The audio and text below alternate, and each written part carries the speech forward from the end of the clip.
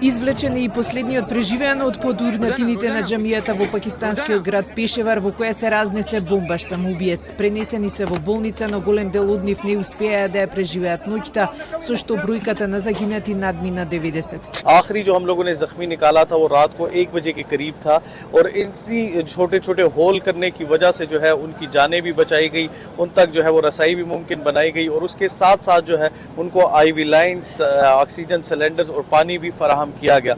До утринава се извлечени уште 9 преживеани. Силината на бомбата го урна покривот под кој се молеле околу 400 верници. Во болница се стотици ранети во критична состојба, а докторите не успеваат да ги одржат сите во живот. Оние кои преживеа се со тешки изгореници, скршеници кои долго ќе ги лекуваат, а дел од нив останале и без слух. Голем дел од загинатите се полицајци.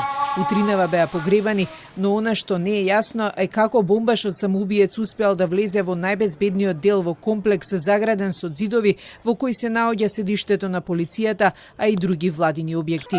Конфузијата за тоа кој е одговорен за нападот станува уште поголема, откако командантот на пакистанските талибанци на Твитер напиша дека неговата екстремистичка група стои зад трагедијата.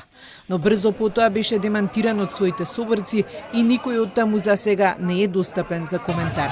Нападот врз сунитската џамија е еден од најсмртоносните напади врз безбедносните сили во последниве години.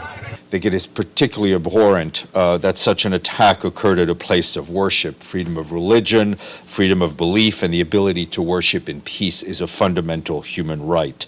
Пакистан, во кој претежно живеат муслимани сунити, има зголемен број на милитантни напади од ноември, кога пакистанските талибанци го прекинаа примирието со владините сили. Граѓаните се повеќе стравуваат дека тероризмот кој беше завршен за време на владењето на минатата влада сега се враќа на голема врата.